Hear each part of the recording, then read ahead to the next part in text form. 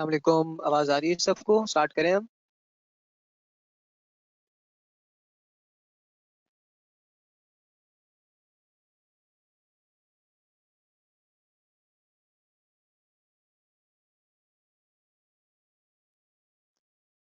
अच्छा, मुझे कोई कंफर्म करेगा, हमने पावर्स ऑफ डायरेक्टर्स तक डिस्कशन कर लिया है?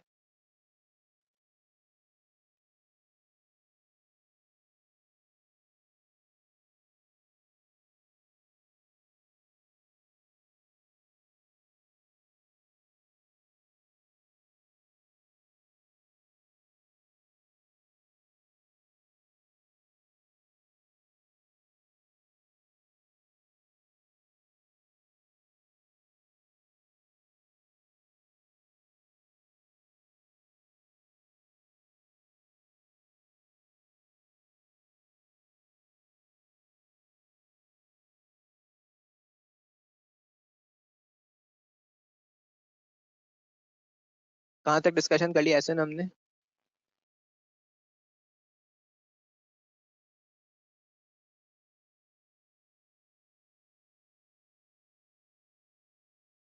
चले हम स्टार्ट करते हैं। देखें, अब इसके बाद जो है वो आगे मूव करेंगे, इंटरेस्ट ऑफ डायरेक्टर्स के ऊपर डिस्कशन करेंगे। ठीक है, पहले बात करेंगे disclosure of interest by directors की, और उसके बाद फिर बात करेंगे ऑफिसर्स के ऊपर।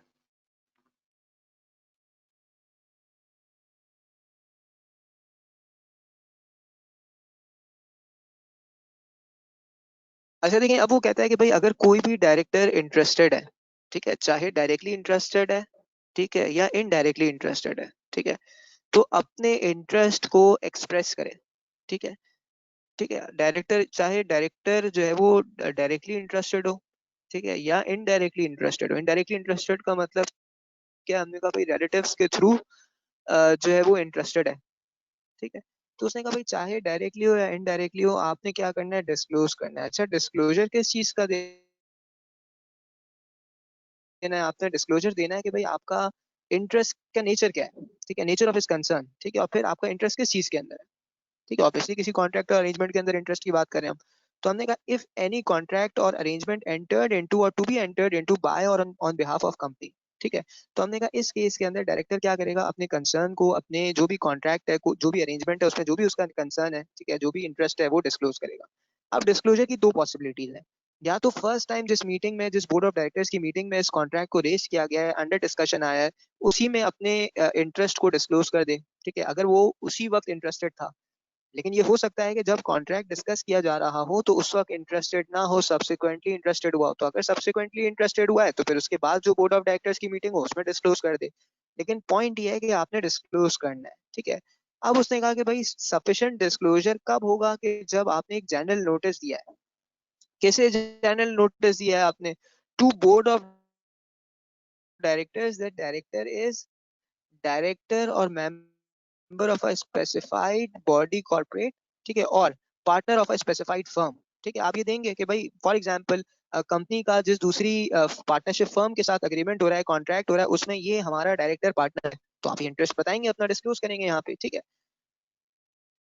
अब उसने कहा कि भाई इस नोटिस की जो आप दे रहे हैं, जो बोर्ड ऑफ डायरेक्टर्स को आप दे रहे हैं, उसकी एक एक्सपायरी पीरियड है। ठीक है, आपने हर साल इसका रिन्यूअल लेना है। ठीक है, जनरल नोटिस एक्सपायर्स, कब एक्सपायर होगा? End of financial year in which it is given, unless fresh notice is given in the last month of the financial year for renewal. ठीक है, और फिर उसने कहा जनरल नोटिस या रिन्यूअल आपके पास जो है वो कहाँ पढ़ा जाएगा? Red out at the first meeting held after it is given. ठीक है, अगेन हमने कहा कि भाई आपने जो है वो हर साल फ्रेश नोटिस देना है। ठीक है, आप हर साल इसे अगर रिन्यू करवाना चाहते हैं तो end of the financial year में जो लास्ट मंथ है उसके अंदर आप जो है वो नोटिस दें और अपने आप को उसको जो है वो डिस्क्लोजर को रिन्यू करवा लें। ठीक है, सब मेरे साथ हैं यहाँ तक?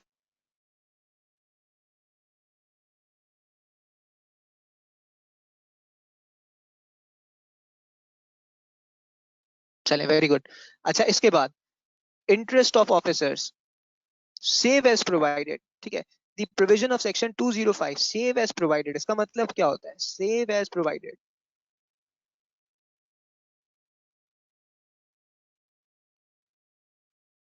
ठीक है, very good. In the like manner, ठीक है, इन द लाइक मैनर, जैसे ऊपर बात की थी सेक्शन 205 के अंदर, एज इट इज यहाँ पे भी अप्लाई हो जाएगा। The provision of section 205 applies to other officers too, and prior approval of POD is required.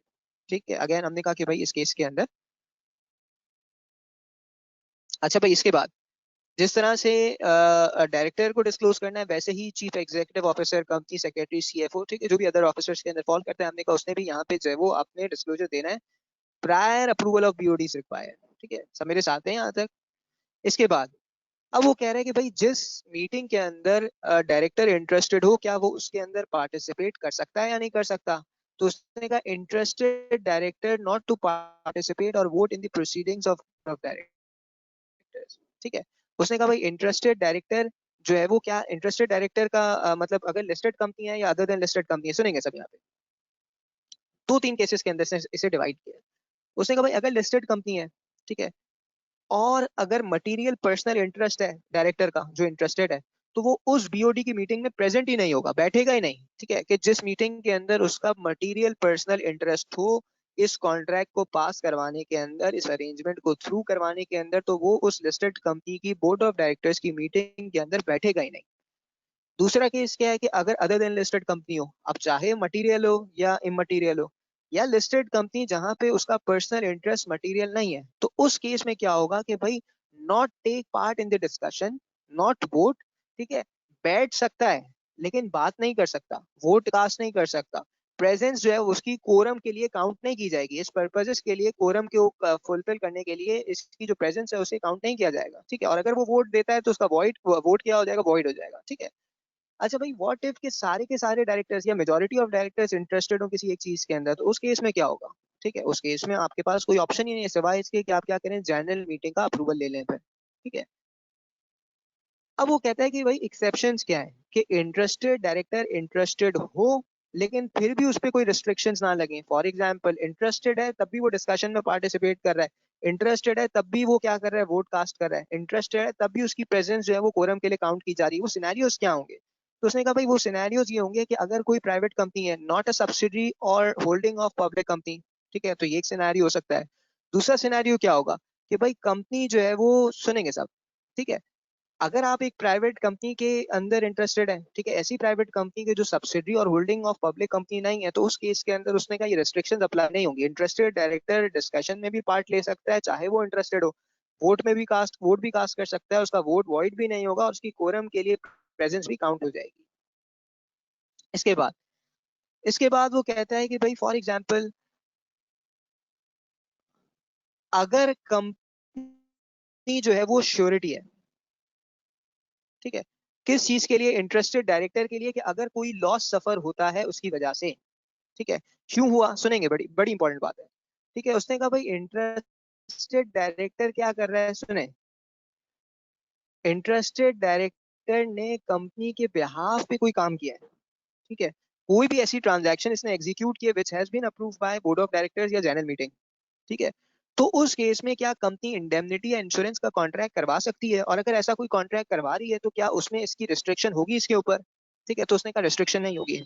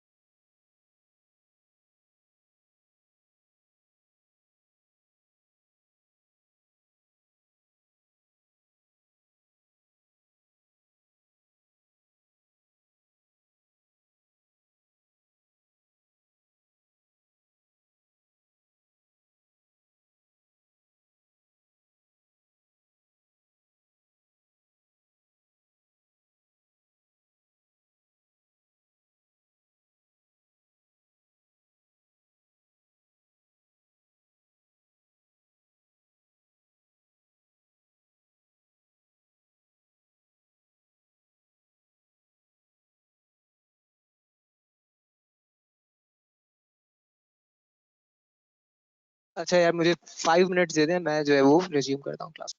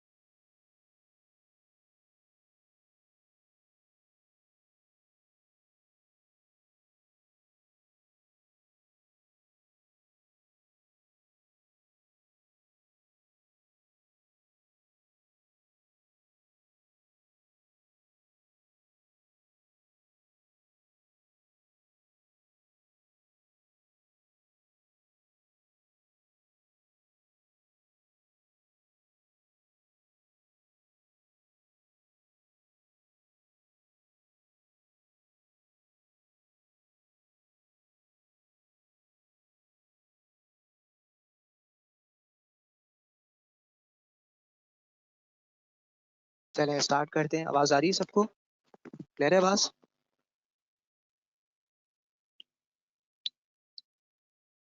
सबको आवाज आ रही है मेरी? चले, वेरी गुड। अच्छा देखें, तो हम जो बात कर रहे थे, हमने कहा कि भाई देखें, अगर फॉर एग्जांपल किसी केस के अंदर कंपनी के बिहाफ पे इंटरेस्टेड डायरेक्टर जो है वो श्योरिटी बना है, तो कंपनी की भी रिस्पॉन्सिबिलिटी बनती है कि उसके लिए कोई जो है वो यहाँ पे इंडेमनिटी इंश्योरेंस का कॉन्ट्रैक्ट करवाए कि भाई व्हाट इफ कि अगर कोई डायरेक्टर लॉस सफर करता है उस केस के अंदर कंपनी की वजह से, ठीक है। तो अब अगर ऐसा कॉन्ट्रैक्ट मीटिंग में डिस्कस किया जा रहा है और डायरेक्टर जो है उस मीटिंग का पार्ट बन जाता है, डिस्कस करता है, वोट करता है, कोरम में पार्टिसिपेट करता है, तो लॉ कहता है कि फिर उस केस के अंदर उसके ऊपर कोई रिस्ट्रिक्शन नहीं है, ठीक है। वो पार्टिसिपेट भी कर सकता है, वोट भी कर सकता है, उसका प्रेजेंस कोरम के लिए भी काउंट हो जाएगी। सब मेरे साथ हैं यहाँ तक? मैं आगे बढ़ूं?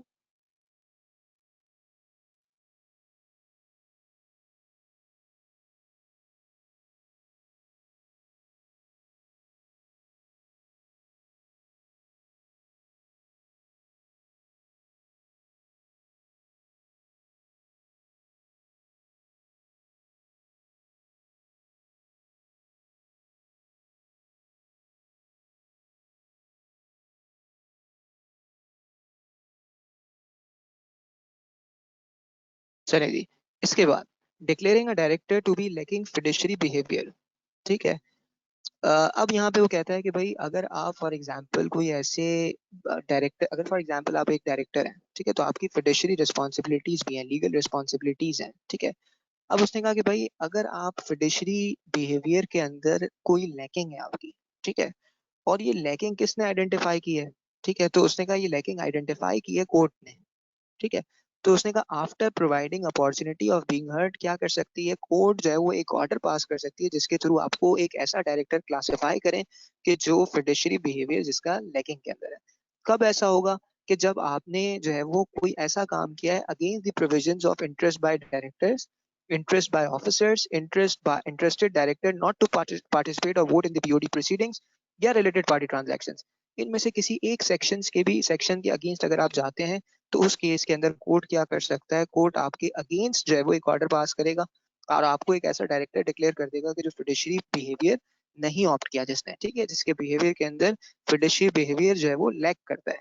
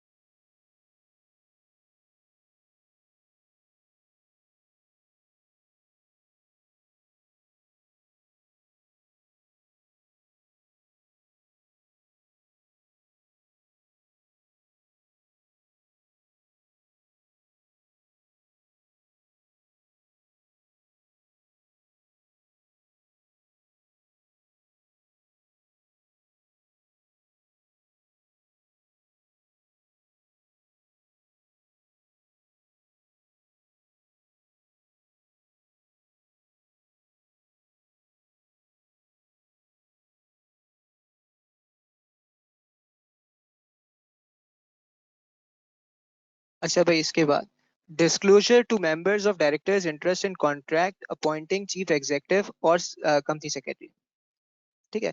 देखें, अब अगर किसी डायरेक्टर का किसी भी चीफ एग्जीक्यूटिव या कंपनी सेक्रेटरी को अपॉइंट करने में कोई इंटरेस्ट है, ठीक है, तो फिर उस केस के अंदर लॉ कहता है कि आप इसे भी जो है वो डिस्क्लोज कर रहे होंगे, ठीक है।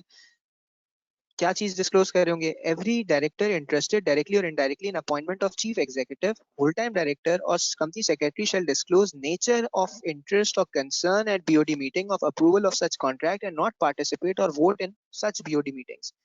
All such contracts shall be kept at the registered office and shall be open for inspection for any member without charge. Copy to entitled members can also be provided on his request on reasonable fee in 7 days of request. ठीक है, सब मेरे साथ हैं यहाँ तक? यानी इसका मतलब ये हुआ कि उसी का लिंक प्रोविजन है बेसिकली। यहाँ पे वो बात कर रहा है कि कोई भी ऐसा कॉन्ट्रैक्ट, स्पेसिफिकली बात कर रहा है कि अगर कॉन्ट्रैक्ट आपका पर्टेन करता है चीफ एग्जीक्यूटिव या कंपनी सेक्रेटरी की अपॉइंटमेंट से, ठीक है, और उसमें कोई डायरेक्टर इंटरेस्टेड है तो वो भी आप डिस्क्लोज कर रहे होंगे। ठीक है, इसके बाद वो कहता है कि भाई रजिस्टर ऑफ कॉन्ट्रैक्ट्स और arrangement in which directors are interested. ठीक है, अब वो कहता है कि भाई कंपनी क्या करेगी, कंपनी अपने पास जो है वो एक रजिस्टर मेंटेन करेगी विद पर्टिकुलर्स ऑफ कॉन्ट्रैक्ट्स और अरेंजमेंट ऑफ इंटरेस्टेड डायरेक्टर्स। ठीक है, कब ये काम नहीं करना? ठीक है, company shall maintain a resistor with particular of contract और अरेंजमेंट ऑफ इंटरेस्टेड डायरेक्टर। कब ये काम नहीं करना? ठीक है, जब बात की जा रही हो सप्लाई ऑफ गुड्स और सर्विसेज की जहां पे value 5 lakh in any year से एक्सीड ना करे। ठीक है, अगर आप किसी कॉन्ट्रैक्ट में डायरेक्टर इंटरेस्टेड है और वो अमाउंट 500,000 से एक्सीड नहीं करी तो फिर उसका रजिस्टर मेंटेन नहीं करना। ठीक है, लेकिन अप्रूवल फिर भी लेना है। और banking company for collection of bills in ordinary course of business. ठीक है, ऑब्वियसली अगर आप एक बैंकिंग कंपनी के डायरेक्टर हैं, ठीक है, तो उस केस के अंदर क्या होगा कि बिल्स आपसे कलेक्ट, फॉर एग्जांपल अगर आपकी यूटिलिटी बिल्स की कलेक्शन की बात की जाए, ठीक है, तो ये उनका एक ऑर्डिनरी कोर्स ऑफ बिजनेस की बात कर रहे हैं। ठीक है, तो उसने कहा कि भाई अगर कोई डायरेक्टर इस तरह की कोई चीज के अंदर इंटरेस्टेड है, ठीक है, जो बैंकिंग के बिजनेस के पर्सपेक्टिव में एक ऑर्डिनरी कोर्स है, ठीक है, एक ऑर्डिनरी चीज है, तो उसके उस चीज के अंदर आपने जो है वो रजिस्टर मेंटेन नहीं करना। ठीक है, फिर उसने कहा every director within 30 days of appointment या relinquishment disclose information required to be included in the register relating to his concern in any other association. ठीक है, अगेन हमने कहा कि भाई जब भी कोई डायरेक्टर जिसे आप अपॉइंट करने जाते हैं वो क्या करे, वो 30 days के अंदर, ठीक है, उसकी जो अपॉइंटमेंट है उसके अंदर जिस जहां भी उसका नेचर ऑफ इंटरेस्ट है वो आइडेंटिफाई कर दे, अपॉइंटमेंट के साथ ही बता दे। ठीक है, और फिर उसने लास्ट पॉइंट में कहा कि भाई ये रजिस्टर आप मेंटेन कहाँ करेंगे? रजिस्टर्ड ऑफिस पे मेंटेन करेंगे और इसको इंस्पेक्शन के लिए मेंबर्स के लिए विदाउट एनी चार्ज आप ओपन फॉर इंस्पेक्शन रखेंगे ड्यूरिंग बिजनेस आवर्स। अगर कोई कॉपी मांगता है तो फिर ऑब्वियसली आप उस पर जो है वो एक नॉमिनल सी फी चार्ज करते हुए, रीजनेबल सी फी चार्ज करते हुए आप उसे दे देंगे। ठीक है, किसी को कोई कंफ्यूजन है तो हम वरना आगे बढ़ जाए हम।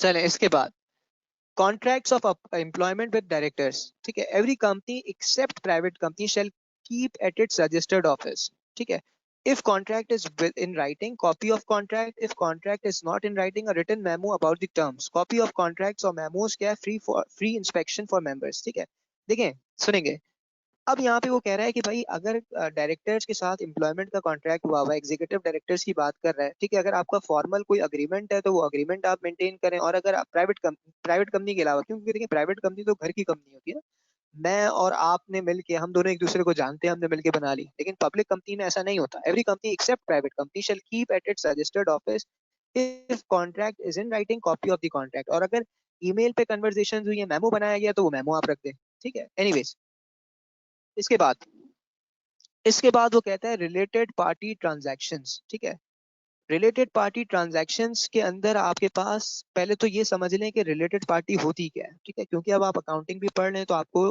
IS 24 जो है वो आरपी ट्रांजैक्शंस के ऊपर काफी अच्छे से आइडिया होगा। लॉ भी इसके ऊपर एम्फसाइज करता है, टैक्स भी करता है, कंपनीज एक्ट भी करता है।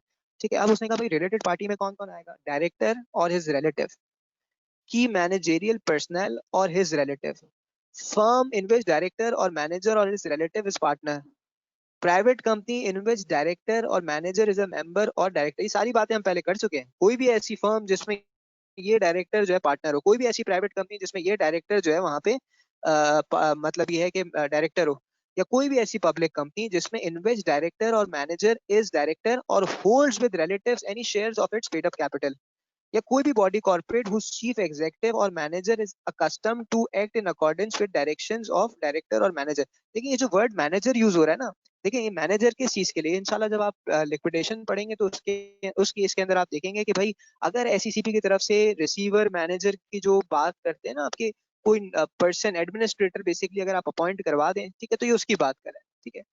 या फिर उसने कहा कोई भी ऐसा person on whose advice directions और इंस्ट्रक्शंस अ डायरेक्टर और manager is accustom to act, ठीक है। फॉर एग्जाम्पल मैंने कहा कि भाई अगर कोई ऐसा पर्सन बैठा है, ठीक है, जो डायरेक्टर को भी गाइड करता है और डायरेक्टर उसकी इंस्ट्रक्शन, देखें रिलेटेड पार्टी का कॉन्सेप्ट क्या है। कॉन्सेप्ट ये है कि अगर मैं आपके इन्फ्लुएंस में आ जाऊं, आप मेरे इन्फ्लुएंस में आ जाएं, इसका मतलब क्या है कि हम दोनों आपस में क्या है, रिलेटेड पार्टी है। मैं आपकी बात मान लूं, आप मेरी बात मान लें, इसका मतलब मैं और आप क्या है, आरपी आरपी आरपी हो गए ना, रिलेटेड पार्टी हो गए।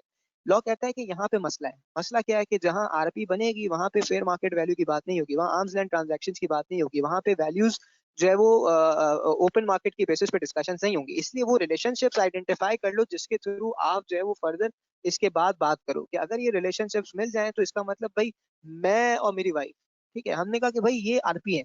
ये नहीं हो सकता कि भाई आप और आपकी स्पाउस जो है वो मतलब आरपी ना हो। क्यों? क्योंकि भाई आप जो है वो मैं शायद उनके इन्फ्लुएंस में ज्यादा आता हूँ, वो मेरे इन्फ्लुएंस में कम आती हूँ, ठीक है। लेकिन हमने कहा कि भाई ये क्या है, ये रिलेटेड पार्टी ट्रांजेक्शन होती है बेसिकली।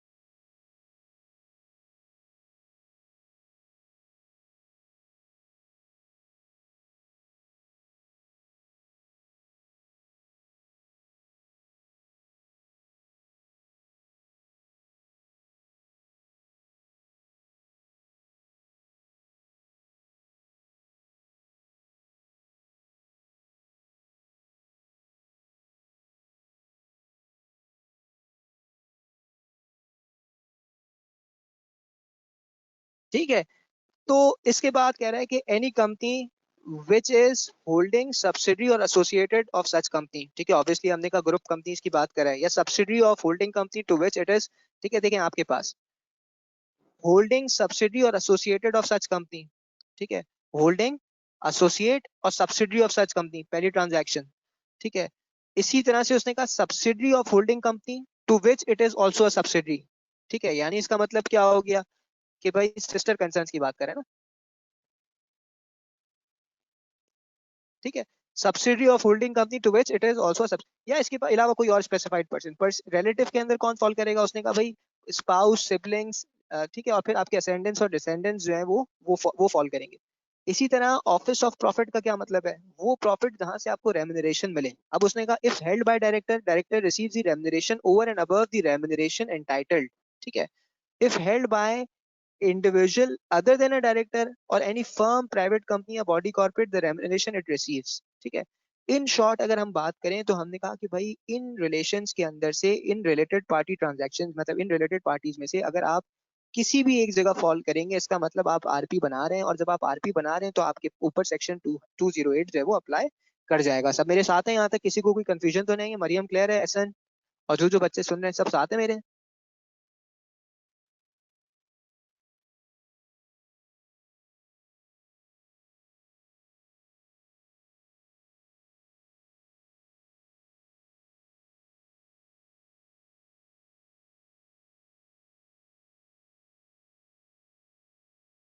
अच्छा, अब वो कह रहा है कि भाई देखें आपने ये डिसाइड तो कर लिया ना कि related party transactions, related party क्या होती है। अब बात कर लेते हैं रिलेटेड पार्टी ट्रांजैक्शंस के ऊपर। उसने कहा कोई भी कंपनी अगर जो है वो एंटर होती है आरपी ट्रांजैक्शन के अंदर, ठीक है, except transaction in ordinary course of business on arms length basis, ठीक है। मैं और आप आरपी हैं, ठीक है, लेकिन हमने कहा मैं और आप रिलेटिव हैं, फॉर एग्जांपल, ठीक है, मैं इस कंपनी में डायरेक्टर हूँ, आप मेरे रिलेटिव हैं, हम दोनों आरपी हैं, ठीक है। अब उस केस के अंदर उसने कहा लेकिन आरपी होने के साथ साथ दोनों ट्रांजैक्शंस किस पे कर रहे हैं, आर्म्स लेंथ पे कर रहे हैं। तो उसने कहा देयर इज नो इशू, ठीक है, अगर ऑर्डिनरी कोर्स ऑफ बिजनेस में कर रहे हैं, आर्म्स लेंथ पे कर रहे हैं, तो यही तो हमारा पर्पस था। अगर वो अचीव हो रहा है तो फिर आरपी होते हुए भी उन्होंने आरपी की वायलेशन नहीं की, ठीक है।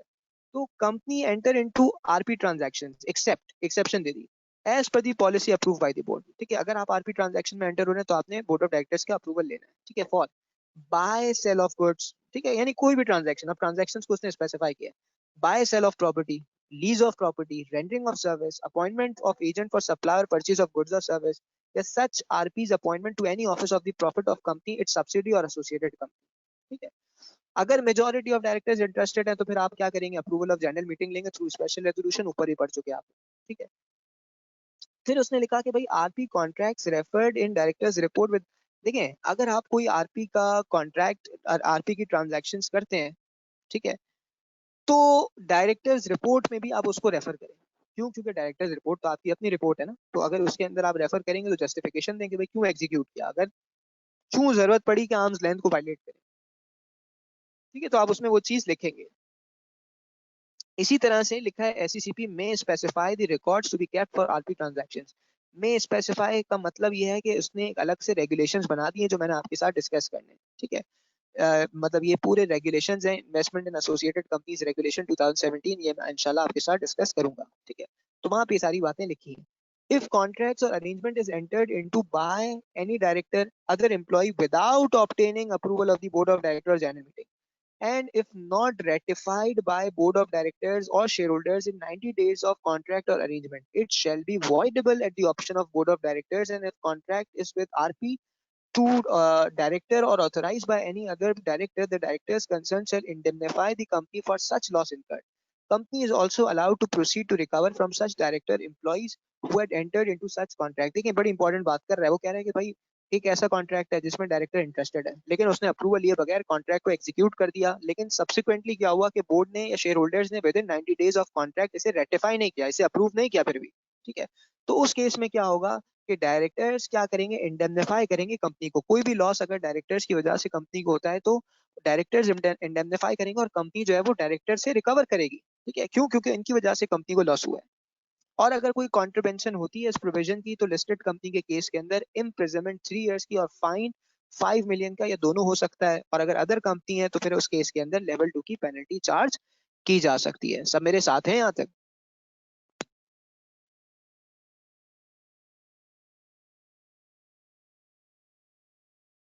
सब साथ हैं, तो यहाँ पे हमने जो है वो डायरेक्टर्स का टॉपिक एंड कर दिया। अब इंशाल्लाह हम नेक्स्ट टॉपिक के ऊपर मूव करेंगे, ठीक है। सब साथ हैं यहाँ तक?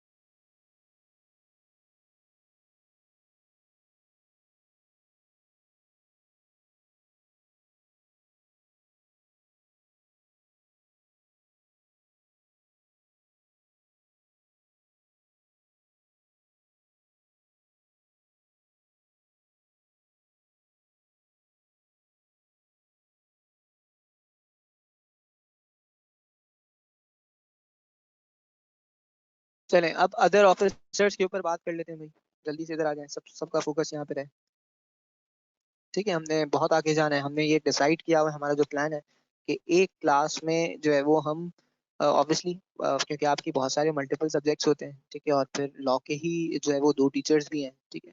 तो जो मतलब 4 क्लासेस आपकी हो रही हैं, इसमें से 2 क्लासेस मैं लूंगा, 2 क्लासेस सर ले रहे हैं, ठीक है। तो उसमें से एक क्लास का हमारा जो एजेंडा है, ठीक है, वो ये है कि हम ये वाले जो सेक्रेटेरियल प्रैक्टिसेस वाले सेक्शन है ना वो पढ़ेंगे, ठीक है। सेक्रेटेरियल प्रैक्टिसेस के अंदर ये director meeting, CCG, investment regulation, ये सारी चीजें हम पढ़ेंगे। दूसरे एंड से हम कुछ जो है वो डिफरेंट जो है वो अदर लॉज हो गया, या लेट्स से कि अभी हम जो है वो इंस्पेक्शन हमने करना था लेकिन ये ब्रेक डाउन हो गया पावर का, ठीक है। संडे को हमारी जो क्लास थी, तो वहां से हम वो चीज स्टार्ट करेंगे कि इन्वेस्टिगेशन, इंस्पेक्शन और इस तरह के जो थोड़े से टॉपिक्स हैं वो हम डिस्कस करेंगे। तो आपने घबराना नहीं है, ठीक है। ये स्ट्रेटेजी रख इसलिए रहा हूँ, ठीक है, ताकि आपका कोर्स अच्छे से एंड हो सके, ठीक है। एनीवेज,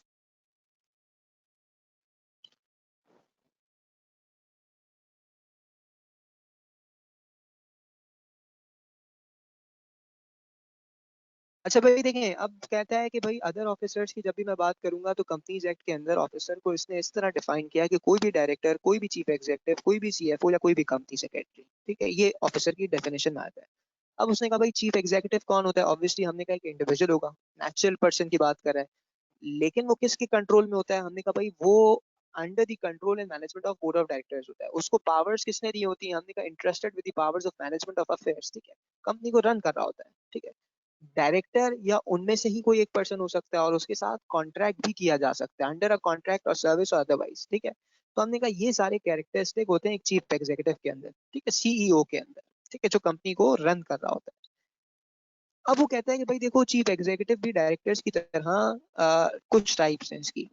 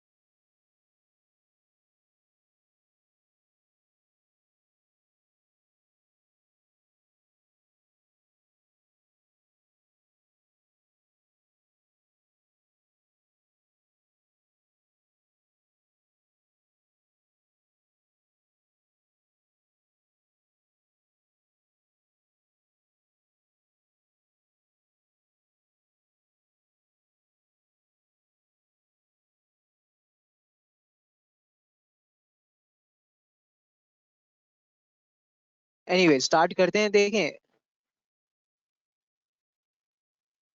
चीफ एग्जीक्यूटिव की भी जो है वो कुछ टाइप्स होती हैं, ठीक है। आवाज आ रही है सबको?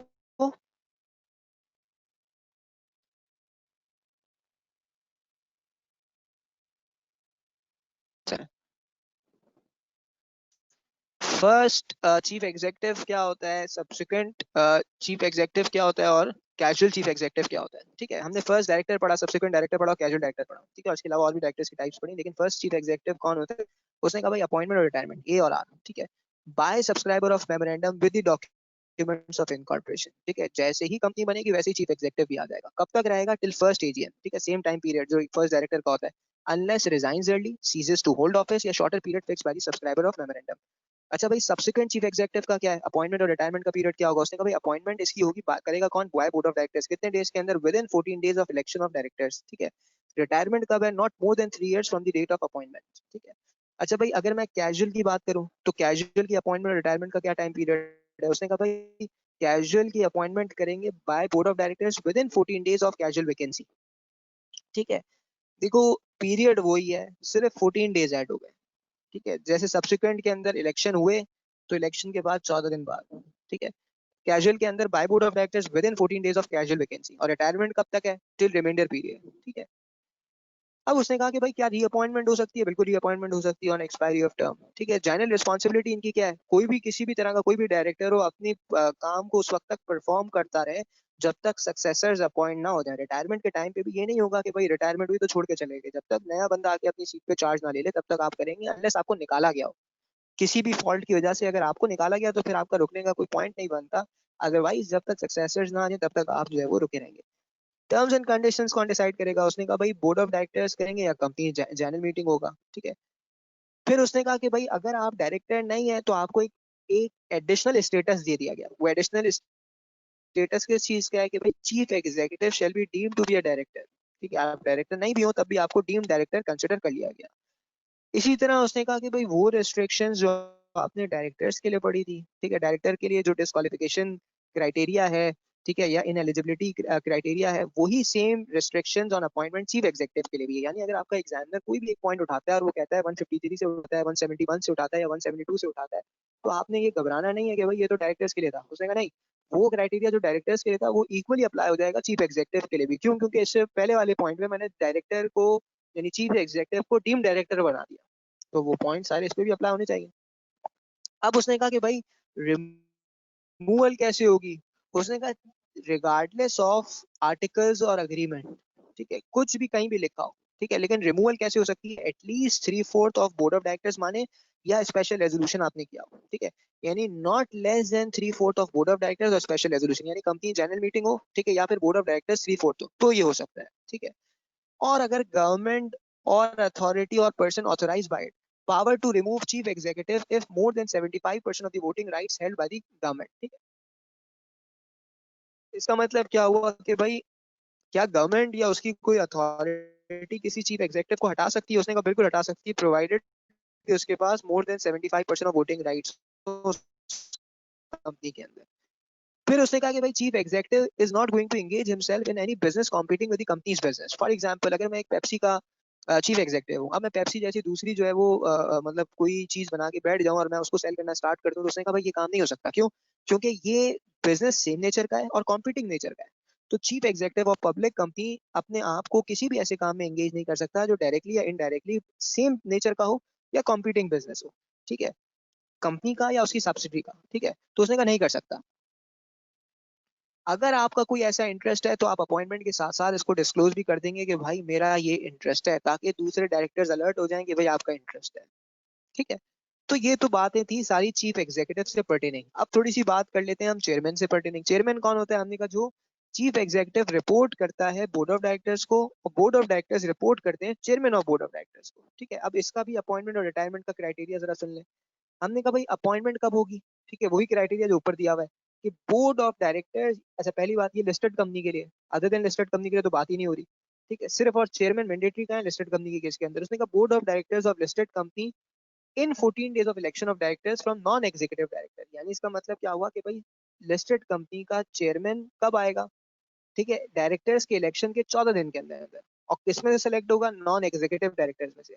कब तक रहेगा? 3 साल तक, unless resigns early, becomes ineligible और डिस्क्वालिफाइड और रिमूव बाय द डायरेक्टर्स, ठीक है।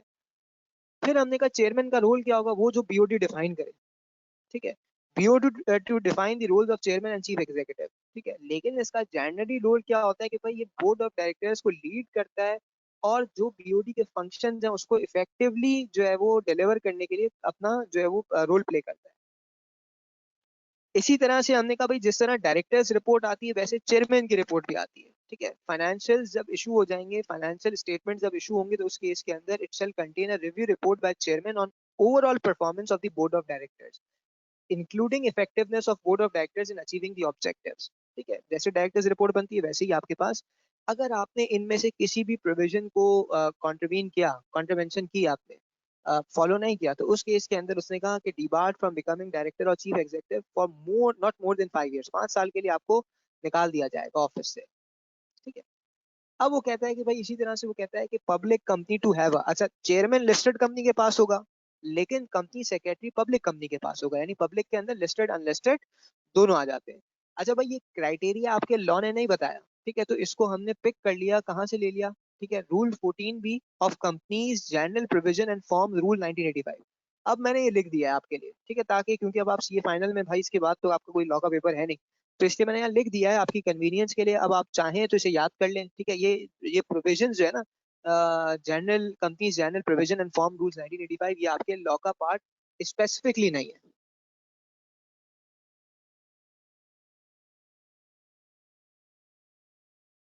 क्योंकि इनडायरेक्टली लिंक्ड है, इसलिए मैंने लिख दिया ऐसे यहाँ पे। उसने कहा भाई चीफ एग्जीक्यूटिव कौन बन सकता है, सुनेंगे सब।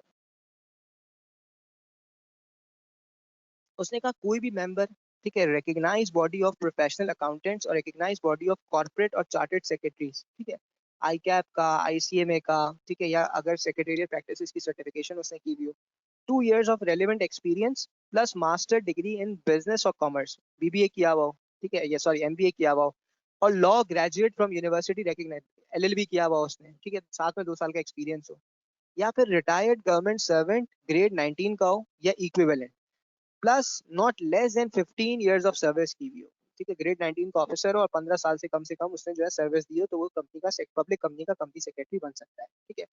Person already engage by public listed company, अगर एक ऐसा बंदा है जो ऑलरेडी पब्लिक लिस्टेड कंपनी का कंपनी सेक्रेटरी है, ठीक है, as company secretary before 26th October 2002 may continue if experience is not less than 5 years, ठीक है, तो वो अपना जो है वो कंटिन्यू कर सकता है। अगर 5 साल का उसके पास ऑलरेडी, खैर ये एक पुराना प्रोविजन है, ठीक है, तो इतना ज्यादा रेलेवेंट नहीं है, लेकिन फिर भी मैंने यहाँ पे लिख दिया है। एनीवेज, फिर वो कहता है कि भाई every listed company to have an independent share registrar. देखिए शेयर रजिस्ट्रार कौन होता है, जैसे आपने सुना होगा फैमको, ठीक है, केपीएमजी एसोसिएट्स, फैमको एसोसिएट्स, ठीक है, ये जो आपने नाम सुने हुए हैं, ये कौन है, शेयर शेयर रजिस्ट्रार है, ठीक है, इंडिपेंडेंट शेयर रजिस्ट्रार है। ये क्या करते हैं, कंपनी के शेयर रजिस्टर को मेंटेन करते हैं, कौन सा मेंबर आया, कौन सा मेंबर गया, किसको डिविडेंड मिला, किसको डिविडेंड नहीं मिला। उसने कहा लिस्टेड कंपनी के केस में कंपनी खुद में ये सारी चीजें मैनेज ना करे, बल्कि एक इंडिपेंडेंट शेयर रजिस्ट्रार अपने पास रखे। ठीक है, इसके बाद कह रहा है कि भाई a bar on appointment of sole purchase and sale agent. पहले मैं पढ़ूंगा प्रोविजन, फिर हम समझेंगे, थोड़ा सा जो है वो आपकी कंसंट्रेशन यहाँ चाहिए मुझे। SECP's approval is required to appoint sole purchase or sale or distributing agent if company is carrying on business in Pakistan, whether incorporated in or outside Pakistan। देखें, लॉ कहता है कि अगर आप अपना बिजनेस पाकिस्तान में कर रहे हो, तो चाहे पाकिस्तान में इनकॉर्पोरेट हुए या पाकिस्तान के बाहर इनकॉर्पोरेट हुए, आप जो है वो सोल परचेज सेल और डिस्ट्रीब्यूशन एजेंट रख उसी वक्त सकते हो कि जब SECP अप्रूव करे। क्यों, वो नहीं चाहता कि भाई आपकी रिलायंस किसी एक बंदे के ऊपर हो। ठीक है, आपका पूरा बिजनेस परचेज या आपकी पूरी सेल्स किसी एक बंदे के पास से आ रही हो, तो उसने कहा ये कर सकते हैं हम, वरना आपके बिजनेस में प्रॉब्लम्स हो सकती है।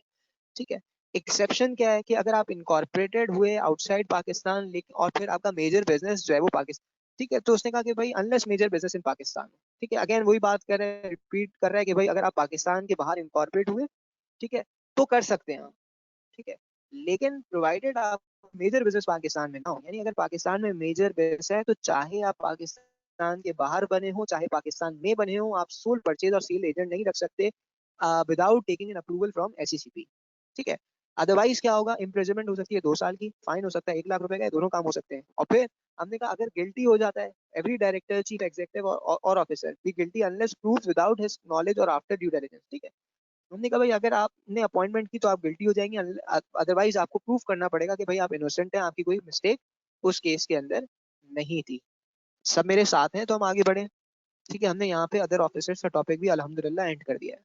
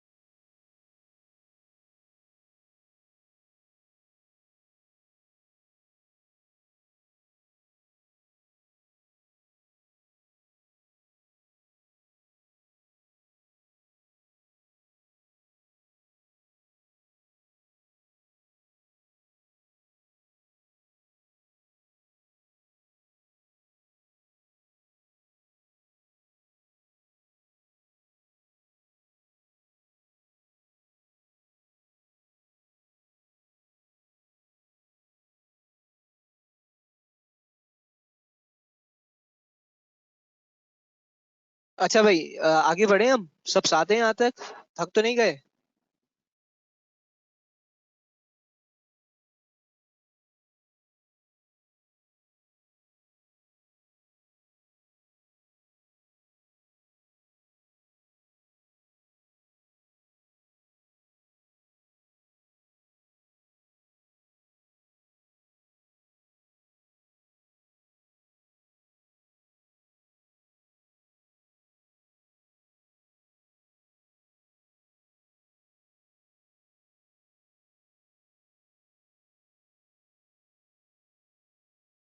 चलें फिर हम एक काम करते हैं, हम जो है वो अकाउंट्स का टॉपिक देखें या हम जो है वो सीसीजी स्टार्ट करें।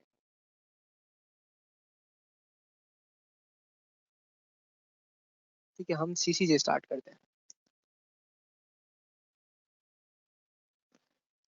ठीक है, सब साथ हैं, करते हैं आज code of corporate governance start करें।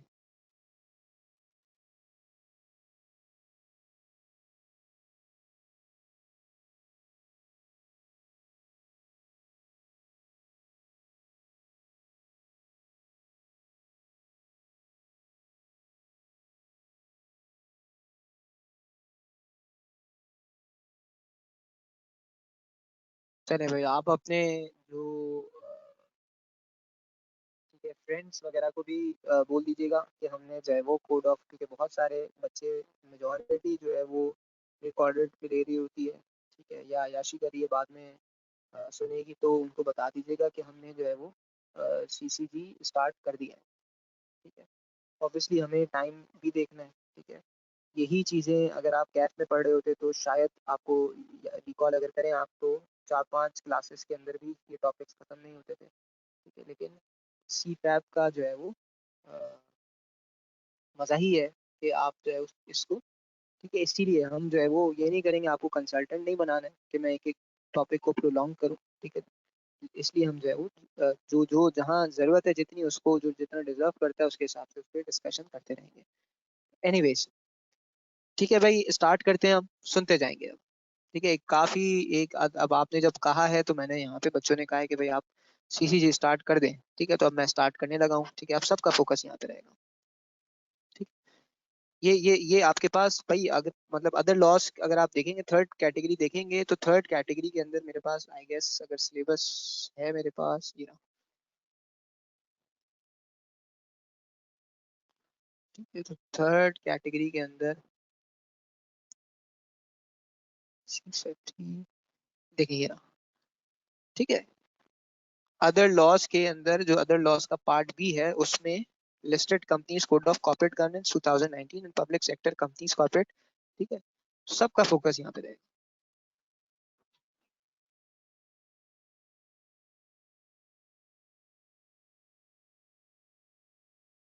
अच्छा भाई, अब वो कहता है कि ये जो कोड ऑफ कॉर्पोरेट गवर्नेंस हम पढ़ेंगे, ठीक है, रेगुलेशन हम पढ़ेंगे, ये रेगुलेशन सिर्फ और सिर्फ लिस्टेड कंपनीज के ऊपर जो है वो एप्लीकेबल होंगे। ठीक है, अच्छा, अप्रोचेस दो तरह की होंगी। ठीक है, या तो वो कहेगा कि भाई आप कंप्लाई करें। ठीक है, नहीं कंप्लाई कर रहे तो एक्सप्लेन कर दे। दूसरी अप्रोच वो है कि जहां वो सुनेगा नहीं, वहां उसने लिख दिया कि ये मैंडेटरी अप्रोच है। ठीक है, इसका मतलब कंप्लाई करना मैंडेटरी है, वरना पिनलाइज किए जाएंगे। एक्सप्लेन की बात नहीं कर रहा हूँ। ठीक है, तो जहां वर्ड अल्फाबेट एम लिखा हो, इसका मतलब ये है कि ये मैंडेटरी है, करना जरूरी है, कोई ऑप्शन नहीं है।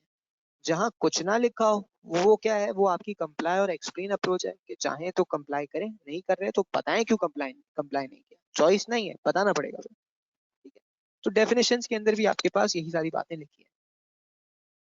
अब उसने लिखा भाई नंबर ऑफ डायरेक्टरशिप्स की बात की कि कोई भी डायरेक्टर पर्सन जो है वो not more then 7 listed companies का डायरेक्टर नहीं रह सकता, इंक्लूडिंग ऑल्टरनेट डायरेक्टर।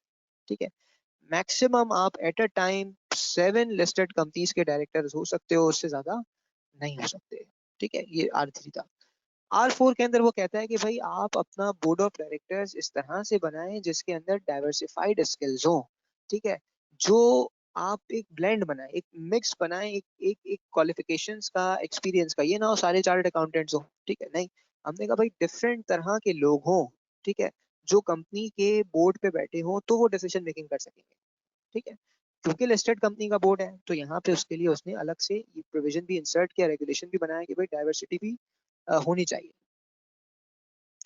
इसी तरह से उसने कहा representation of minority shareholders. ठीक है, उसने कहा कि भाई as minority class facilitated by board of directors to contest elections through proxy solicitation. ठीक है, यानी इसका मतलब क्या हुआ कि भाई माइनॉरिटीज को भी आप इलेक्शन के अंदर जो है वो कंटेस्ट करने का ऑप्शन दे रहे हैं।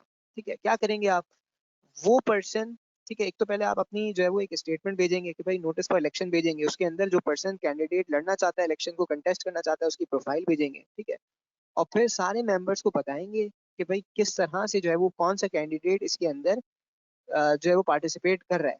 ठीक है, और फिर उसकी रिक्वेस्ट के ऊपर हमने कहा कि भाई अगर आप चाहें तो एडिशनल एक प्रॉक्सी फॉर्म भी भेज सकते हैं। ठीक है, प्रॉक्सी की बेसिस के ऊपर आप जो है वो माइनॉरिटीज के इलेक्शंस को कंटेस्ट करवाएंगे। सब मेरे साथ हैं यहाँ तक?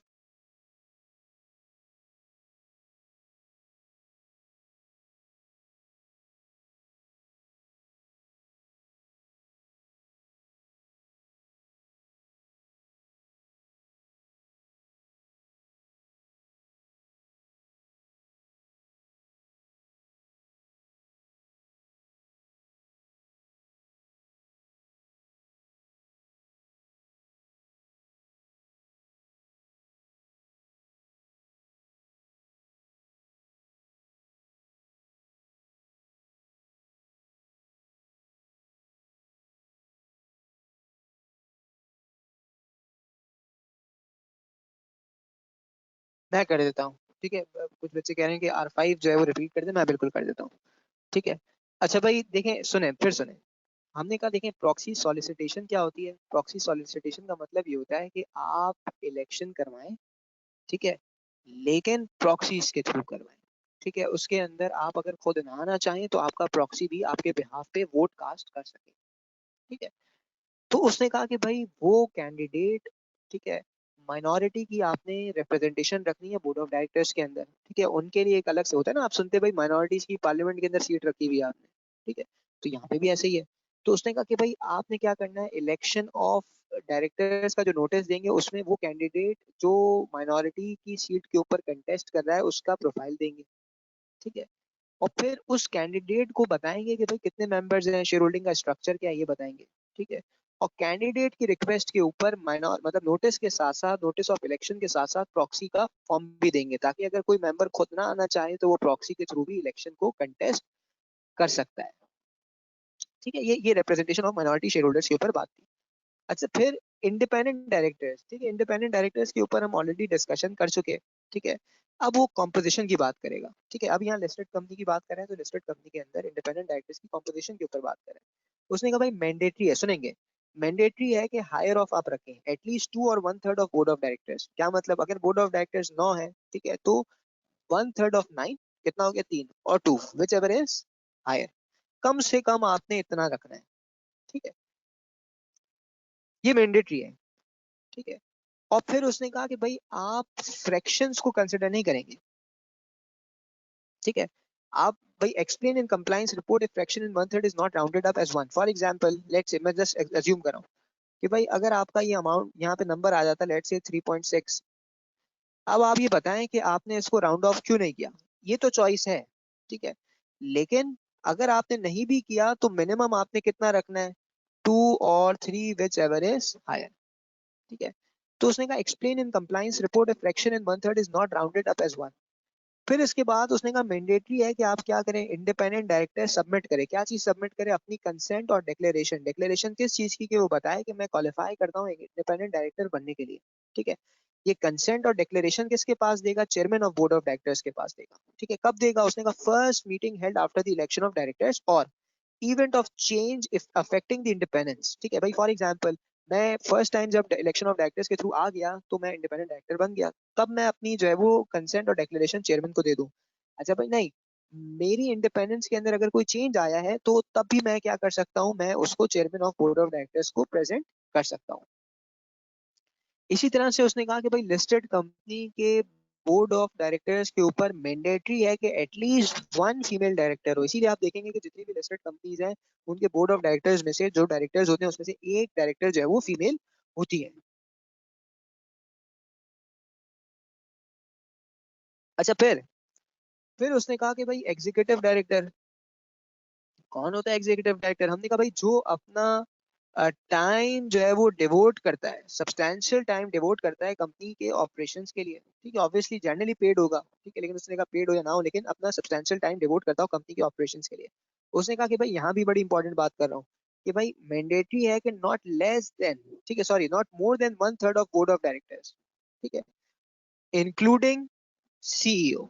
ठीक है, उसने कहा कि भाई ये आपके पास कॉम्पोजिशन रहेगा।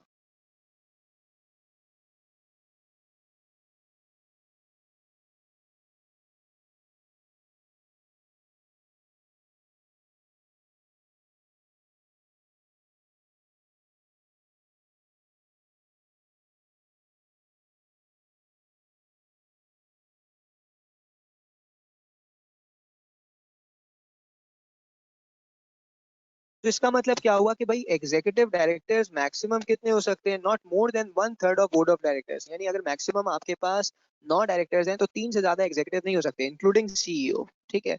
और फिर अगेन वही वाली बात कर रहा है कि भाई 1/3 अगर राउंडिंग ऑफ आप नहीं करते एज वन, तो फिर आप एक्सप्लेन कर देंगे क्यों नहीं करना चाहते। ठीक है। इसी तरह से अगर मैं chairman of board of directors की बात करूं, ठीक है, तो उसने कहा कि भाई chairman of board of directors के केस के अंदर आपके पास पहली बात कि जो चेयरमैन होगा वो सीईओ और चेयरमैन एक बंदा नहीं हो सकते। ठीक है, दोनों अलग अलग बंदे हैं ना। ठीक है, तो उसने कहा भाई सेम पर्सन नहीं हो सकते। और फिर उसने कहा कि भाई elected as per the terms and conditions under section 2 sorry under companies act 2017 as per the section 192। ठीक है, ये हम पढ़ चुके हैं। अभी chairman of director board of directors of listed company के बारे में हमने अपॉइंटमेंट और रिटायरमेंट की सारी चीजें जो है वो अभी आपके साथ डिस्कस की। लेकिन एक बात उसने R9 के अंदर ये कर दी कि सीईओ और चेयरमैन लिस्टेड कंपनी के केस में एक बंदा नहीं हो सकता। अब वो कह रहा है कि भाई responsibilities of board of directors क्या होंगी, R10 के अंदर बात कर रहे हैं, रेगुलेशन 10 के अंदर बात कर रहे हैं कि भाई रिस्पॉन्सिबिलिटीज क्या होंगी, क्या एक एक मतलब बोर्ड ऑफ डायरेक्टर्स की। तो उसने कहा कि भाई इनकी रिस्पॉन्सिबिलिटी है कि वो एक तो प्रोसीजर अडॉप्ट करें और फिर उसको सब्सिक्वेंटली मॉनिटर करें। क्या चीज अडॉप्ट करें, उसने कहा भाई कॉर्पोरेट गवर्नेंस प्रैक्टिसेस। ठीक है, कॉर्पोरेट गवर्नेंस प्रैक्टिसेस का क्या मतलब है कि भाई एक कंपनी को किस तरह से गवर्न किया जाए, किस तरह से रन किया जाए। एक तो आपने इसको अडॉप्ट करना है और फिर साथ साथ इसको मॉनिटर भी करना है। ठीक है, क्यों? ताकि आप एथिकल स्टैंडर्ड्स को, हाई एथिकल स्टैंडर्ड्स को मेंटेन कर सकें। ठीक? उसने कहा कि भाई आप रिस्क मैनेजमेंट पॉलिसीज बनाएंगे। ठीक है, और फिर उसको इवेल्युएट करेंगे एनुअली। ठीक है, आइडेंटिफाई करेंगे कि भाई आपके बिजनेस में क्या रिस्क है, पोटेंशियल रिस्क क्या है कि जो आपके बिजनेस को थ्रेटन कर रहे हैं। ठीक है, इसी तरह से उसने कहा भाई board of director shell ensure.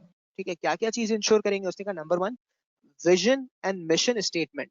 ठीक है, किस चीज के ऊपर, companies governance practices plus overall corporate strategy. ठीक है भाई, फॉर एग्जांपल आप कंपनी को, आपका विजन क्या है, बोर्ड ऑफ डायरेक्टर्स का विजन क्या है, ये आप किसी भी कंपनी की एनुअल रिपोर्ट उठा के देखेंगे तो उसमें सारी चीजें मिल जाएंगी आपको।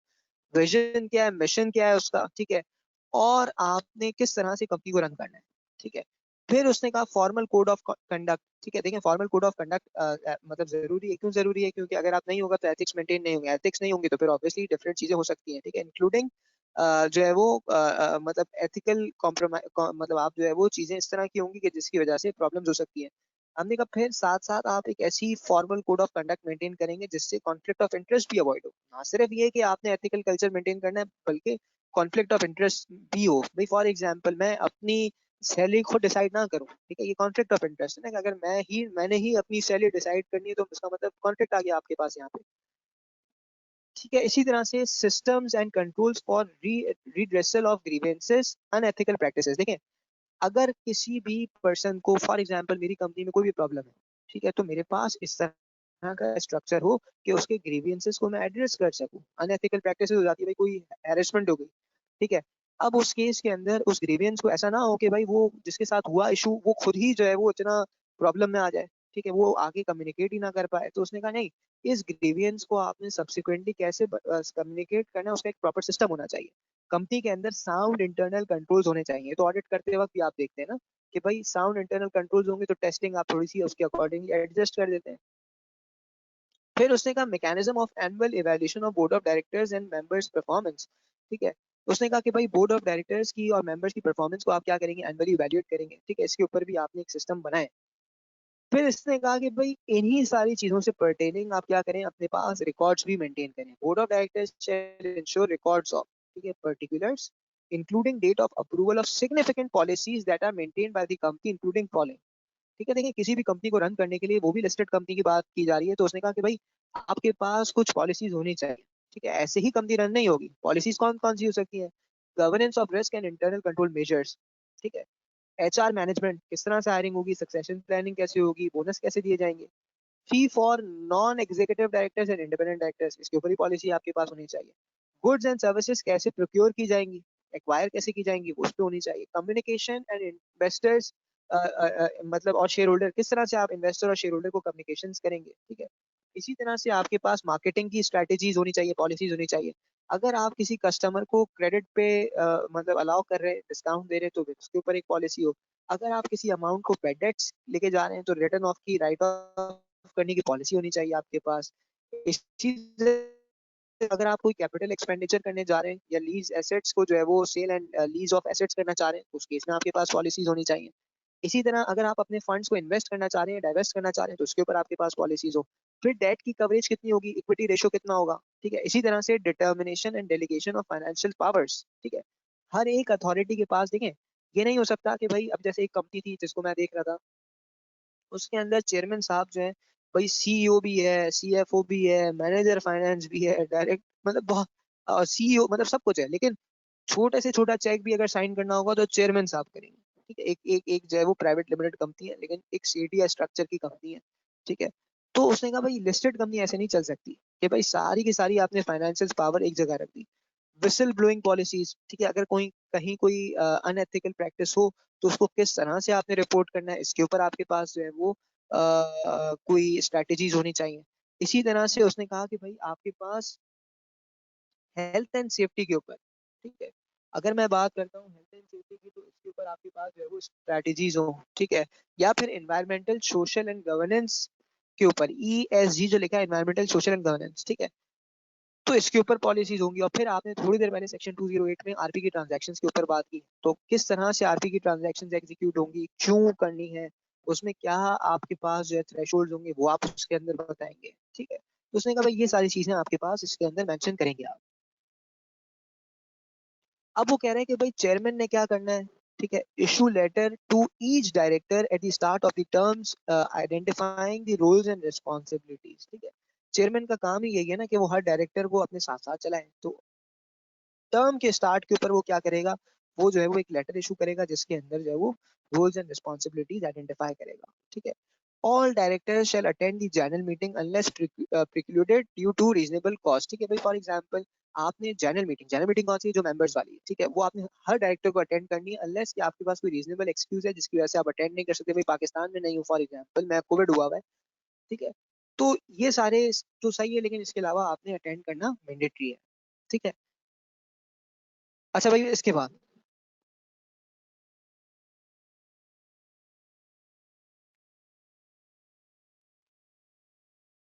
नहीं नहीं ठीक है, मैं मुझे दो तीन करने में मैं कर देता हूँ, ऑफ कर देता हूँ, लेकिन दो तीन तो करने में, ठीक है।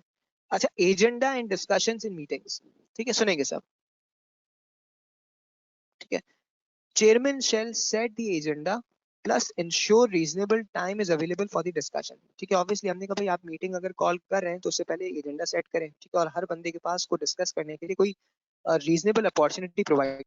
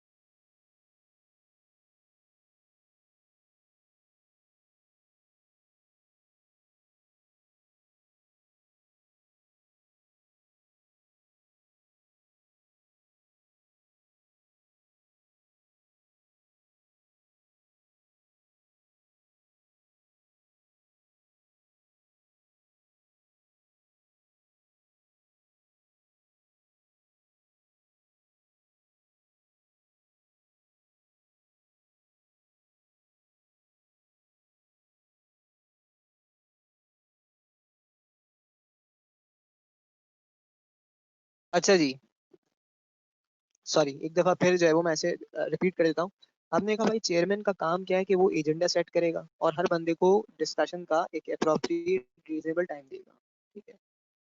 उसने कहा भाई आपने क्या करना है कि नोटिस, ठीक है, कोई भी मटेरियल या एजेंडा जो आपने डिस्कस करना है वो सर्कुलेट करना है कितने टाइम पहले, at least 7 days prior to the meeting, ठीक है। इससे कम भी कर सकते हैं, अगर इमरजेंसी मीटिंग कॉल की जा रही है तो 7 दिन पहले भी आप इसको नोटिस को बोर्ड ऑफ डायरेक्टर्स की मीटिंग की बात करें उसको सर्कुलेट कर सकते हैं। फिर उसने कहा भाई मिनट्स ऑफ द मीटिंग की बात की R12 के अंदर, उसने कहा chairman shall ensure minutes requirements under section 178 and 179 are met. ठीक है, आपने पढ़ा था कि भाई आपने मिनट्स मेंटेन करने हैं, ठीक है, सर्कुलर रेजोल्यूशन मेंटेन करना है। अगर आप डायरेक्टर्स की मीटिंग की बात करें तो 10 साल तक, और ठीक है, और जो है परमानेंटली इन इलेक्ट्रॉनिक फॉर्म, ये सारी चीजें आप पढ़ चुके हैं।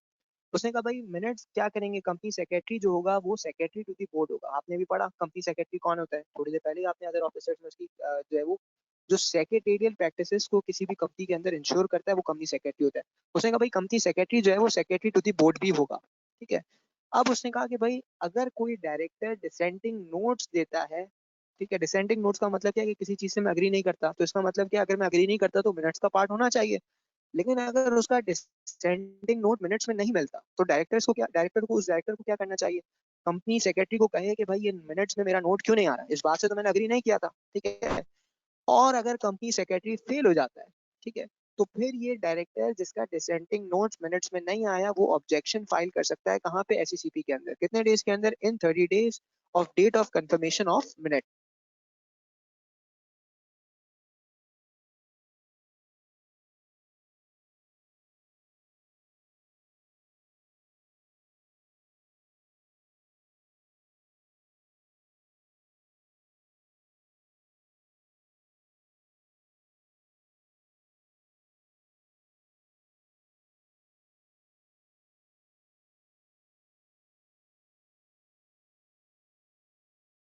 ठीक है, अच्छा फिर सब मेरे साथ हैं यहाँ तक, क्लियर है सबको, किसी को कोई कंफ्यूजन तो नहीं है? ठीक है, लास्ट, मैं ये एक लास्ट जो है वो डिस्कस कर लेता हूँ, ठीक है, इसके बाद हम क्लास को पहले ऑफ कर देते हैं। ठीक है, हमने काफी सारी चीजें अल्हम्दुलिल्लाह जो है वो कवर की हैं। अटेंडेंस ऑफ मीटिंग, ठीक है, देखिए, CFO और कंपनी सेक्रेटरी के बारे में वो कहता है कि shall attend the board of directors meeting. ठीक है, अगर ये एब्सेंट हो जाए तो इनका कोई नॉमिनी जो है वो as appointed by the board of directors shall attend. ठीक है, ये कौन सी मीटिंग अटेंड नहीं करेंगे, हमने कहा जहां इनके इंटरेस्ट की बात की जा रही है, मैटर्स अंडर कंसिडरेशंस रिलेट्स और are of interest to them और will impair the organisation's discipline. ठीक है, तो उन मीटिंग्स के अंदर ये पार्टिसिपेट नहीं करेंगे, अदरवाइज CFO और कंपनी सेक्रेटरी हर BOD मीटिंग के अंदर पार्टिसिपेट कर रहे होंगे। सब मेरे साथ हैं यहाँ तक?